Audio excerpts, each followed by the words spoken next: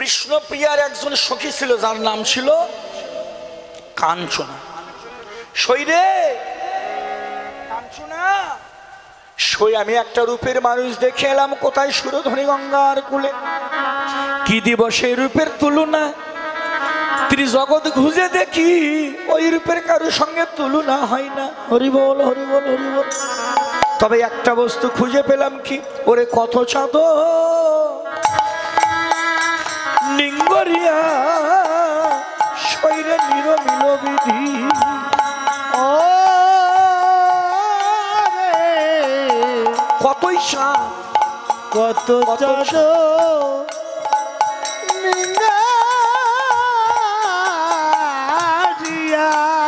নিরমিল বিধি, নিরমল বিধি। কত চাঁদ, একটা না, একটা নয়। পূর্ণিমার গগনে দাদু ভাই, পূর্ণিমার গগনে একটা চাঁদ উদয় হয়, গোটা জগৎ আলোকিত করে, একটা চাঁদের আলো। আর বিষ্ণুপ্রিয়া বলল কাঞ্চনার কাছে, সখী রে লাখো লাখো কোটি কোটি চাঁদ যদি গগনমণ্ডলে উদিত হয়, তবু যেন আমার ভগবান রূপের কাছে চাঁদের আলো, কোটি কোটি চাঁদের আলো পরাজিত। তাহলে কত রূপ আমার গৌরের, এই রূপের কি করে তুলনা দেব? কিন্তু সই চাঁদ দেখতে ভালো, পূর্ণিমার গগনে উদয় হলে গোটা জগৎ আলোকিত করে, কিন্তু সখী রে যত আলো থাক ওই চাঁদের কলঙ্ক আছে, আছে না মা? চাঁদের কলঙ্ক আছে না? চাঁদে গ্রহণ লাগে, লাগে না? চন্দ্রগ্রহণ, সূর্যগ্রহণ, চাঁদের ভিতরে দেখবেন দাগ কাটা আছে, দাগ দাগ, এগুলো হলো তার কলঙ্ক। চাঁদকে সবাই ভালোবাসে, পৃথিবীর এমন কোনো ব্যক্তি নেই চাঁদকে ভালোবাসে না, সবাই ভালোবাসে দিদি ভাই। তারপরেও একজন ব্যক্তি আছে যার নাম সোর। সোর কিন্তু কোনোদিন চাঁদ ভালোবাসে না। এখন এই জায়গাতে আমার ব্যাখ্যা, আমার ইউটিউব চ্যানেল চলছে, গোটা পৃথিবীর মানুষ চাঁদ ভালোবাসে, সোর ভালোবাসে না।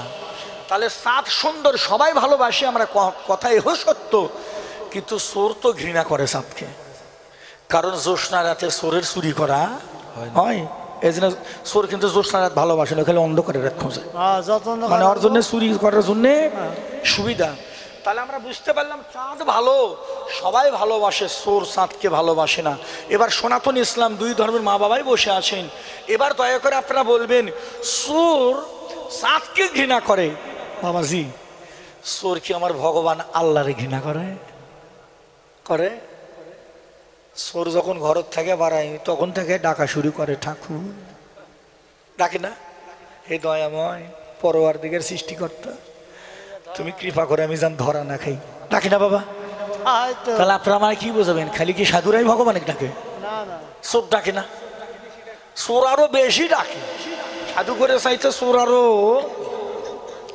এই যে আপনাদের এলাকারই ঘটনা, এই 500 বেশি দূরে গেলে নয়, আপনাদের এলাকার মধ্যে একটা সাধক ছিল, অল্প একটু, এখান থেকে বেশি একটা দূরত্ব হবে না, এই যে আমতা ঠাকুর ভবা পাগলা চরণে হাজার হাজার ভক্তি। উনি একজন সাধক ছিলেন, মহাপুরুষ সাধক ছিলেন। উনি বাংলাদেশ ত্যাগ করে ভারতে চলে গেলেন। ভারতে গিয়ে একটা মন্দির গড়াইছেন, জায়গাটা আপনারা অনেকে চিনতে পারবেন যারা গিয়েছেন। এটা হলো কলকাতা পাশে 24 পরগনা, জায়গার নাম 24 পরগনা, জায়গার নাম হলো কালনা ধাম। আমি 3 বার গেছি ভবা পাগলার মন্দিরে ভারতেও।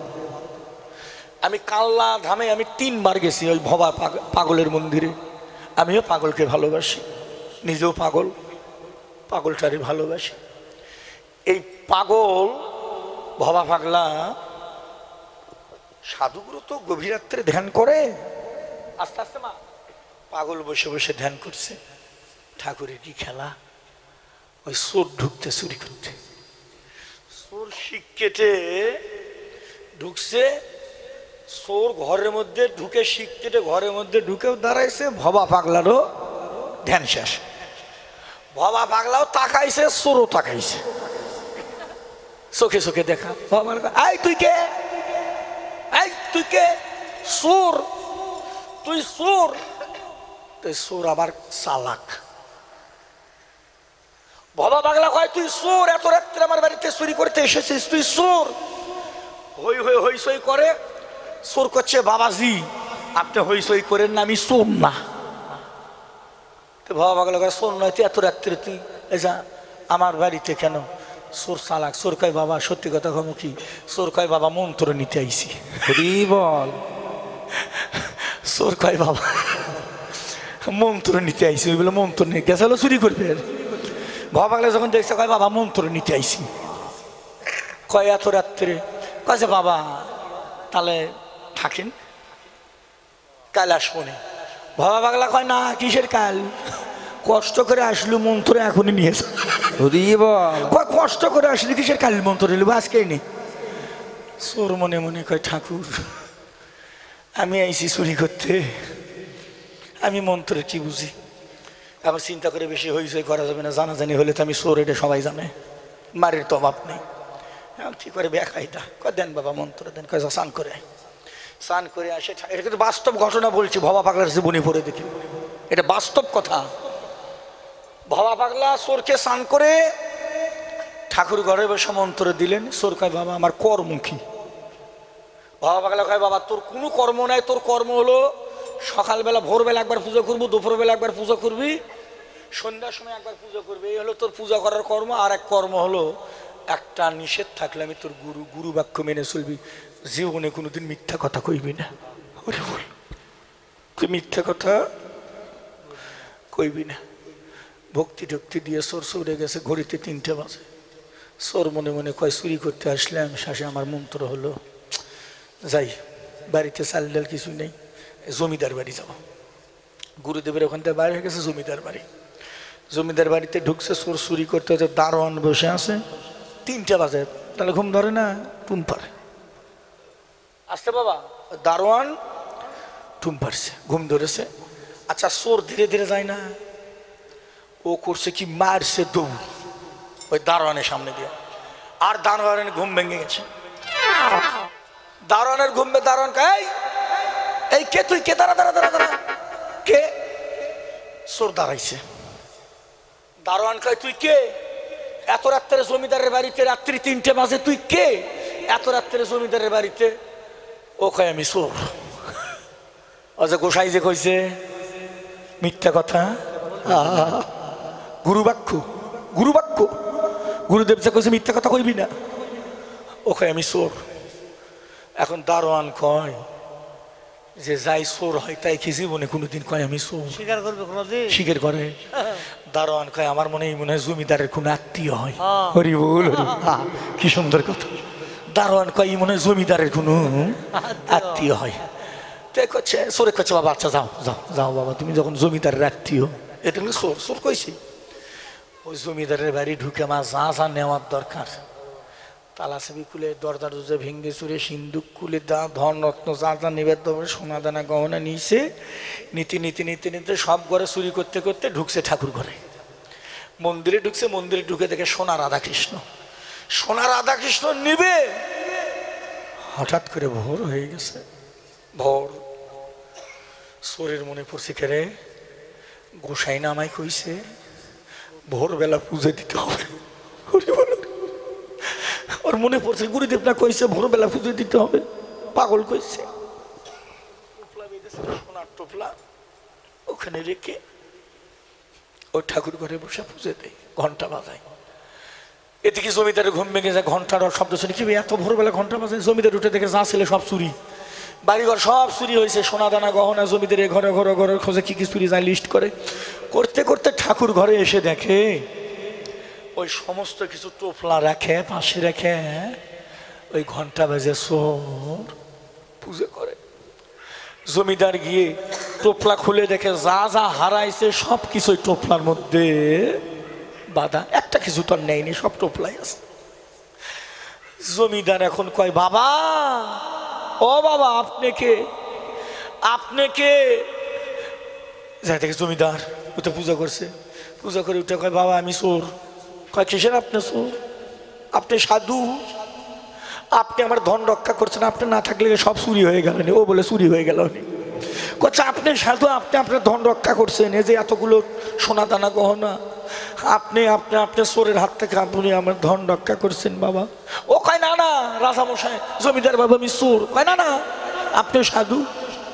জমিদার বাবু চোরের পাও ধরে কয়, বাবাজি সাধু বাবা আমার মন্ত্র হয় না, আপনি মন্ত্র দেন। চোর কয়, কি কয়?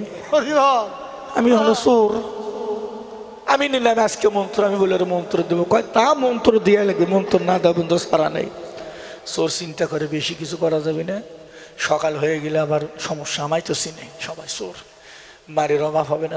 যাই হোক তাই হোক, চান টান করে জমিদারের মন্ত্র দিয়ে কর্ম কি চোরও শিখে দিল। আজ থেকে কর্ম 3 বার পূজা করবেন জমিদার বাবু, আর মিথ্যা কথা বলবেন না। মন্ত্রে নিয়ে যে যত ধন, চোরের ধন, সমস্ত ধনগুলো, টাকা পয়সা সোনা দানা গহনা চোরের চরণে দিয়ে জমিদার ভক্তি করছে। বাবা আপনি যখন ধন রক্ষা করলেন, এই ধন প্রাপ্ত আপনি, আপনি সমস্ত ধন নিয়ে যান। চোর ওই সোনা দানা গহনা টোপলা নিয়ে মারে চোর আর ওর বাড়িতে গেল না। চোর ওখান থেকে সোজা চলে গেলেন ভবা পাগলার কাছে। ভবা পাগলার মন্দিরে গিয়ে এই সোনা দানা ভবার পাগলের চরণে রেখে বলছে, পাগল আমি একটা ভুল করছি। কি করছিস বাবা? বাবা পাগলা কয়, ও তুই জমিদারকে মন্ত্র দিয়ে আসলি তাই না? চোর কয়, পাগল তুমি ঘরের মধ্যে থেকে সব জানো? বাবা পাগলা কয়, আমি সব জানি রে, কোন জায়গায় গিয়া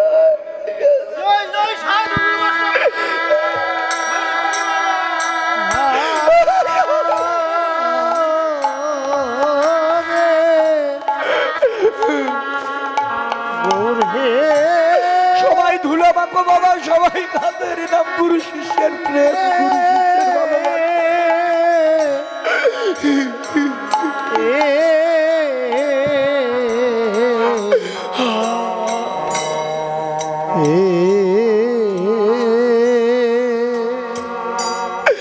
বাবা আমি এই মন্ত্র দিয়ে সোনার ধন ঐশ্বর্য পাইছি, সব আপনার চরণে মন্দিরে দিলাম। বাবা পাগলা কয়, তুই গরিব মানুষ, চোর এগুলো নিয়ে ঘরে যা। কয় না পাগল আমি আর ঘরে যাব না, পাগল তুমি আমায় কৃপা করো, তুমি তোমার ওই চরণ ছাড়াই আমায়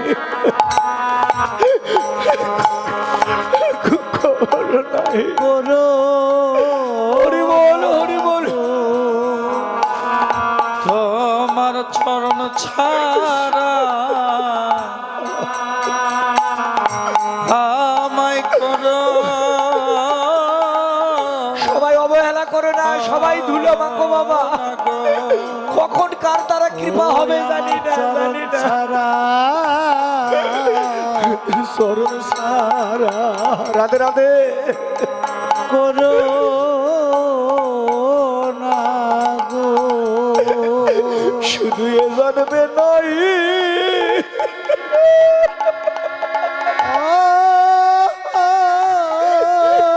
ভগবান আমি কি করবো জন্মে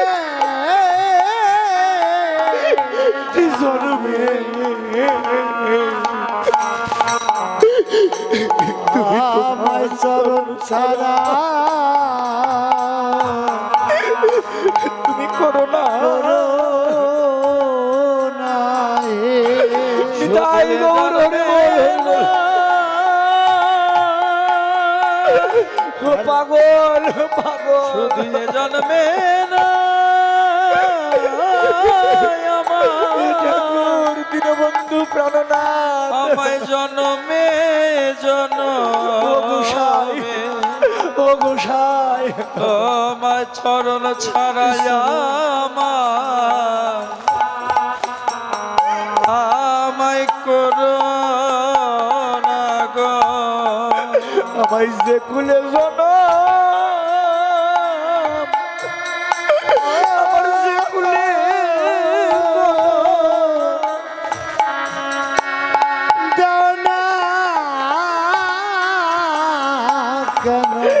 ঠাকুর সব শেষ হয়ে গেল, ঠাকুর সব শেষ, চরণ ছাড়া জীবনের সব শেষ হয়ে গেল, ঠাকুর করো না হে আমায় যে কুলে জানা। হরি বল, জয় জয় শ্রী গুরু প্রেমানন্দে, হরি হরি বল। আমায় যে কুলে জানা গোসাই আমায় দাও না কেন ও গোসাই তোমার চরণ ছাড়া আমায় করো না গো। আবার আবার যদি পাঠাও দয়া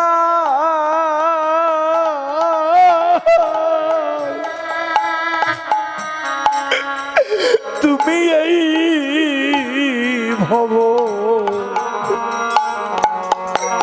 এই ভব সংসারে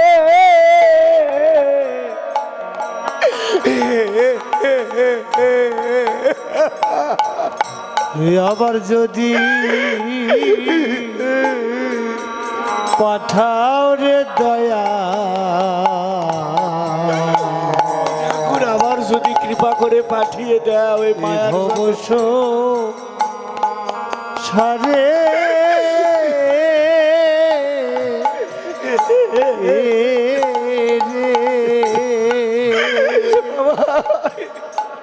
আমার কৃষ্ণ ভক্ত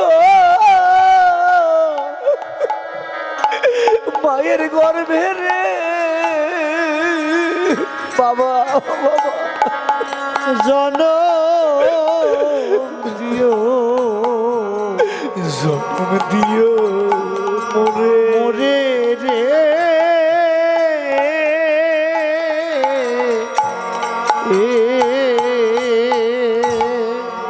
ওরে আবার যদি পাঠাও দয়া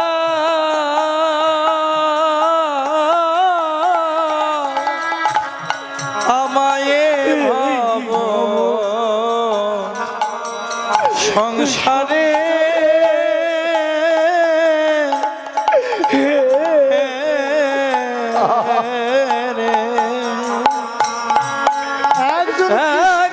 কৃষ্ণ ভগত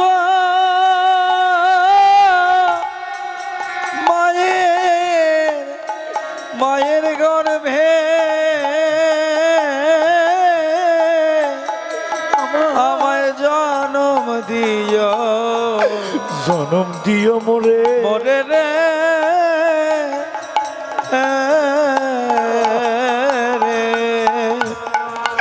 সেদিন আমি মুসি হলে হরিবল হরিবল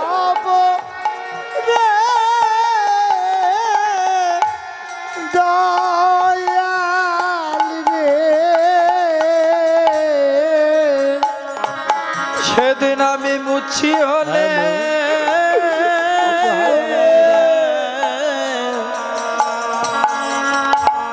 ছুটি হব রে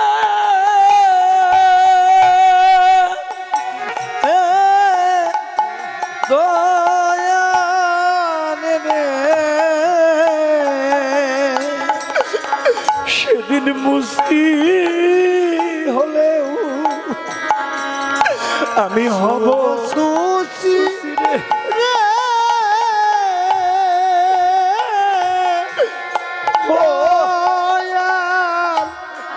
রে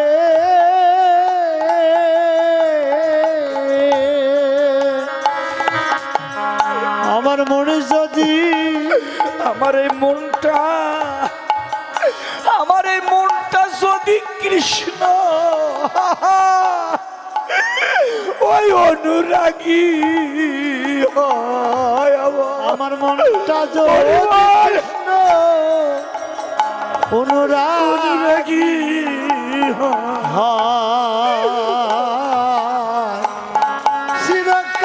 চিরকাঙ্গাল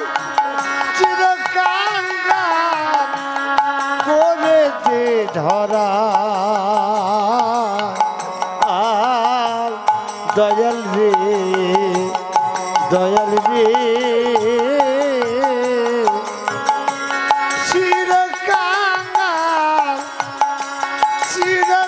চিরকাঙ্গাল বেঁধে দে ধরা আর দয়াল রে বাবা এই গানটা কার? এই গানটা হলো সাধক কবি, প্রেমিক কবি, ভাবুক কবি বিজয় সরকার। বিজয় সরকার ঠাকুর ঘরে বসে রাধা মাধবের চরণ বক্ষে নিয়ে কেঁদে বলেছিল, ঠাকুর আবার যদি পাঠাও দয়াল, পাঠাবে কিনা তা জানি না, তুমি এই মায়ার জগতে পাঠাবে কিনা তা জানি না, যদি কৃপা করে কখনো কোনোদিন পাঠাও, তোমার কাছে কিছুই চাই না, তুমি শুধু একজন ভক্ত মায়ের গর্ভে আমার একটু জন্ম দিও ঠাকুর, আমার আর কোনো চাওয়া পাওয়া নাই। আজকে খালি বিজয় সরকার না বাবা, আজকে আমি এই বৃন্দাবনে অনেক ভক্ত, প্রায় ভক্তের চোখে জল, নয়নে জল। হে রাধা মাধব, আমিও তোমার চরণে প্রত্যেকটি ভক্তের আসরে যত ভক্ত আছে সমস্ত ভক্তের নয়নের জল আমি তোমার চরণে দিলাম, দিয়ে আমারও এই প্রার্থনা প্রত্যেকটি ভক্তের জন্য আবার যদি কৃপা করে কোনোদিন আমাদের পাঠিয়ে দাও। তোমার কাছে একটাই প্রার্থনা ঠাকুর, তুমি একটু আমার ভক্ত মায়ের গর্ভে জন্ম দিও। মুসি হোক, মেতর হোক, মা বাবা যদি পায়খানা করে তো পরিষ্কার করে তবু দুঃখ নেই, কিন্তু অনুরোধ থাকলো ঠাকুর আমার মা বাবা যেন একটু ভক্ত হয় ঠাকুর, আমার মা বাবা যেন একটু ভক্ত হয় রে।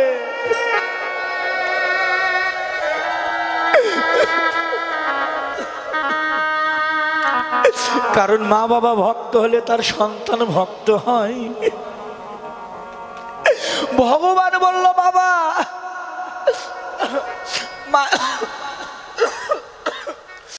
আমার ইউটিউবে চ্যানেল কি? আমার এই দাদা আমার অনেক কীর্তন সেরেছে বাবা, আমার এই কীর্তন মিডিয়া 10 লেখলে বহু কীর্তন, আমার কীর্তন অন্যান্য কীর্তনে কীর্তন, বাউল গান, কবি গান, শব্দ গান, লীলা কীর্তন, নাম কীর্তন অনেক কিছু পাবেন। আপনারা এই চ্যানেলটা সাবস্ক্রাইব করবেন, এটা আমার অনুরোধ। কীর্তন মিডিয়া 10 সকল সনাতন ধর্মে যত বড় বড় কীর্তনীয় আছে, হয়েছে নাম কীর্তন, লীলা কীর্তন, এই যে কীর্তন মিডিয়া এই চ্যানেলটি সকল কীর্তনীয়দের কীর্তন এই ইউটিউব চ্যানেলে পাবেন আপনারা। সনাতন ধর্মীয় অনুষ্ঠান ইউটিউব চ্যানেল কীর্তন মিডিয়া, আপনারা সাবস্ক্রাইব, নতুন নতুন কীর্তন আপনারা সাবস্ক্রাইব করবেন, এবং অষ্টকালীন নীলা কীর্তন, গীতা পাঠ, মহানাম যজ্ঞ অনুষ্ঠান, এক নাম নীলা কীর্তন, আপনারা সকলেই ওই চ্যানেলে সাবস্ক্রাইব করবেন, গীতা পাঠ, ভাগবত পাঠ সকল কিছু এই চ্যানেলে দেখতে পাবেন, এবং সকলেই দেখবেন এবং বেশি বেশি করে শেয়ার করবেন, যেন সকলের মাঝে দাদা আরো ভালো ভালো কীর্তন আপনাদেরকে উপহার দিতে পারে। কীর্তন মিডিয়া সকল ভক্তগণই এই চ্যানেলটি দেখবেন। হ্যাঁ, তো গৌর হরিবল, হরিবল হরিবল। এই যে কীর্তন মিডিয়া দাদা খুব ভালো দাদা আছে, সবাই চলে গেলে এটা যাবি না, এটা থাকবি, খুব ভালো। এনার চ্যানেলে ভালো ভালো কীর্তন আছে, কীর্তন মিডিয়া 10 লিখবেন, অনেক কীর্তন আসবে, আপনারা শুনবেন। আমাদের অনেক কীর্তন ছাড়া আছে। আমার ইউটিউব চ্যানেল কি?